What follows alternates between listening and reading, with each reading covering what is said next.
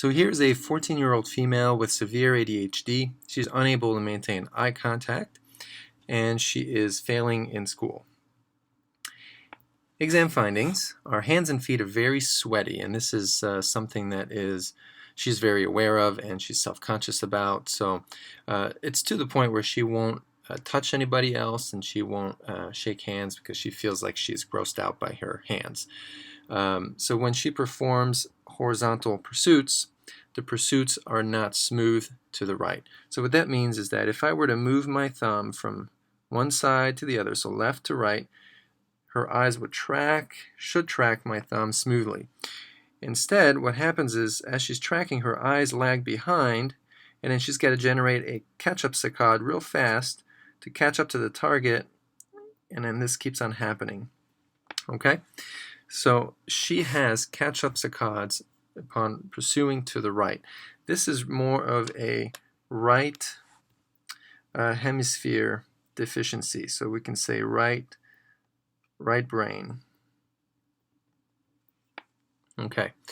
And when she is generating saccades, left and right, up and down, they are all hypometric. So they all fall short of the target. So if you were to saccade from this point to this point, so you refixate your eyes from point A to point B, in her case, instead of making it all the way to point B, she makes a stop before the target, and then she finishes the motion. Okay, that happens to the left, right, up, and down in all directions. So what this tells me is that her midline cerebellum control is really deficient. That's where the problem is. So the lesion is within the midline structures of the cerebellum. The cerebellum allows you to do things accurately. So we're going to write down CB for cerebellum. Okay, midline cerebellum. She has multiple hesitations on the left side when she opens her index and thumb finger as wide as possible, and she closes them. So finger tap is as wide as you can and close as wide as you can, and doing that as fast as possible. She has multiple hesitations, and this is suggesting, again, a right brain lesion or a right frontal lobe. A right chorectasia is also suggesting a right brain deficiency. Okay, so again we have right cerebellum and right. Okay, now another very interesting finding was her Psyche Odometry. The Psyche Odometer is a great device that we use to record saccades, and in this case we're doing horizontal saccades only. So she looks left, right, left, right, left, right 120 times, and the Psyche Odometer is actually able to measure how accurate and how precise and how fast those saccades are, and it's also measuring the reaction time. So in her case, her hands and feet felt dry after doing Psyche Odometry, and so what that means is it means that horizontal saccades really are generated by the pons, which is part of the brainstem that really controls your parasympathetics and calms down the sympathetic drive. And so when we look at the brain and the brainstem, we'll see that the white section right here, this is the pons and medulla. So the pons and medulla decrease or reduce the sympathetic output, so that fight or flight system, it calms it down. And up here, the midbrain activates that fight or flight system. So we can say that in her case, she's got a lot more of this sympathetic activation, that she has the ability to dampen the sympathetics. Okay, so this is where the problem is right here. Now, when we activate the pons using horizontal eye movements, so horizontal eye movements activate the pons. Vertical eye movements activate the midbrain. Okay, so when we did saccades from left to right, we really activated this pons area, and we deactivated or inhibited, calmed down that fight or flight system. Okay, so that brought about more balance. You can use pursuits in a horizontal plane as well, and that could be beneficial. But in this case, we found that the saccades were really beneficial. So in our therapeutic approach, we are most definitely going to want to activate this pontomedullary area, and that's where the pontomedullary reticular formation is. Some other windows into this section here is going to be through the right frontal lobe. So the right frontal lobe has a direct input into the pontomedullary reticular formation. The left frontal lobe also has input into it as well on the same side. And then the cerebellum has input into it, and so does the cerebellum on the other side. So they all activate the PMRF on the same side. So we're going to use therapies that are going to be challenging or exercising the frontal lobe as well as the cerebellum. So here's a treatment plan. I adjusted her. I did some axial distraction or decompression in her thoracics, but I also opted to do some coxflexion distraction in her lumbar spine. And the reason why is in circumduction. So as I decompress her spine and I move her lower spine in circumduction, that's a great midline stimulation. So when you do work on the spine, especially with that complex movement, or if you have the patient do complex movements with their legs, you can have a proper activation of the midline structures of the brain. In this case, we're aiming for the midline cerebellum.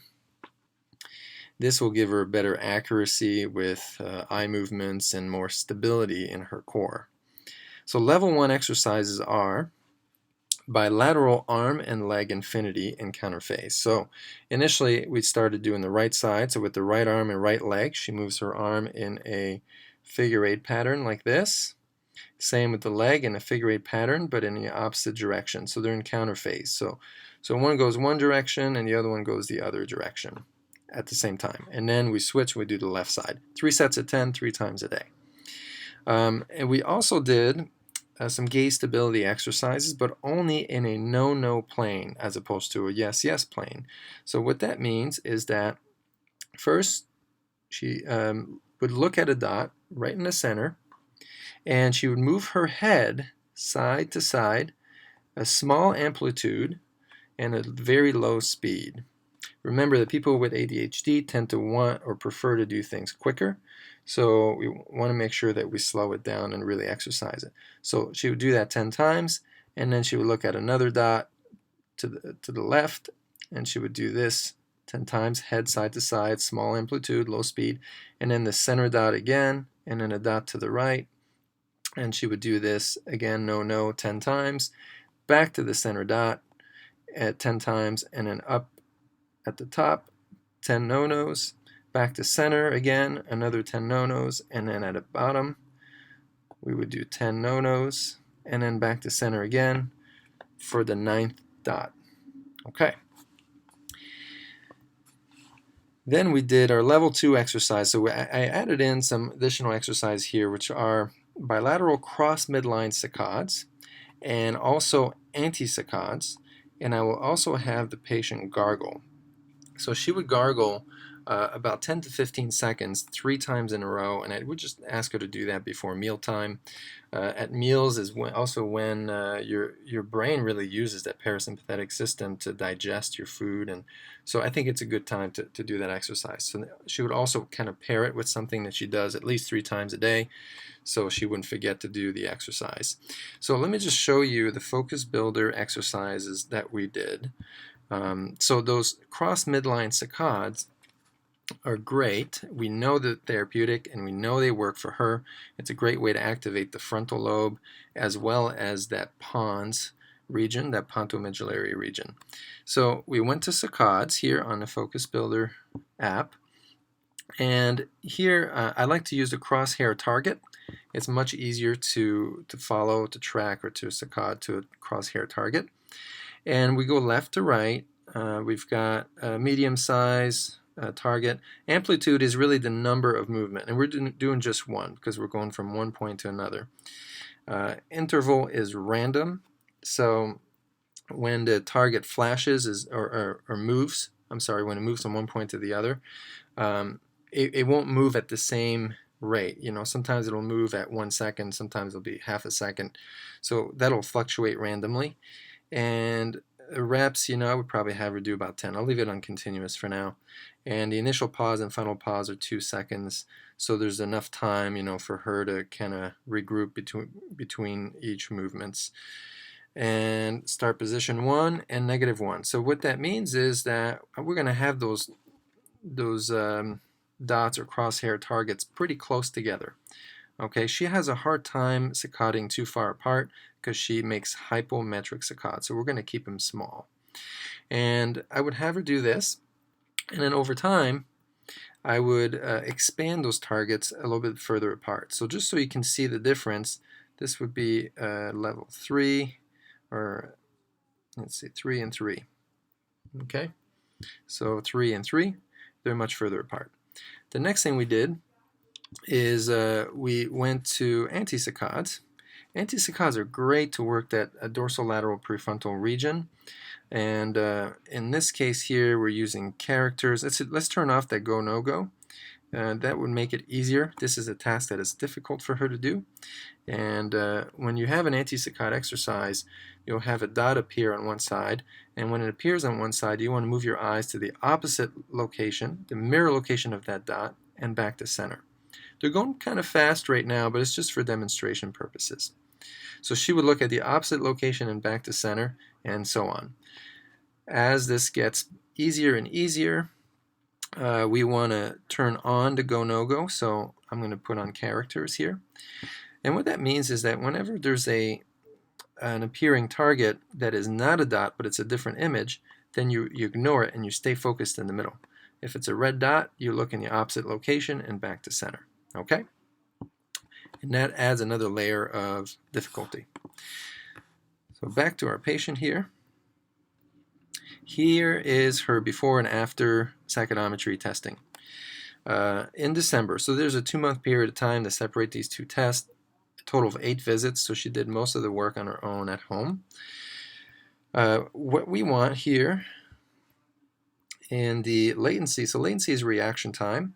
All of these vertical lines that pop up here should be between 100 and 200, but you see that they go all the way up to 700, which is very slow. So her reaction time is very low.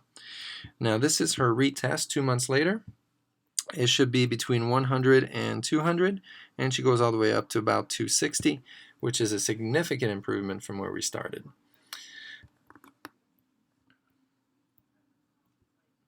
Now looking at position profile. This is where you can really see that hypometria. Hypometria should be, the proper measurement should be between 18 and 22, and she has quite a bit that fell short in here. So all this should be clean, and these lines should be up in this region. So we can see here when upon retest that the majority, you get a nice little pack up here in this region that one may be a little bit too high, and we still have some that are hypometric. So the patient's compliance here is really, really essential. And I could say that in her case, I mean, she certainly was not coming to the office anywhere near as much as I recommended, but she's still making progress. Her hands are dry, her feet are dry. She went from failing every class to having B's in every class, and she is able to maintain eye contact with very little effort.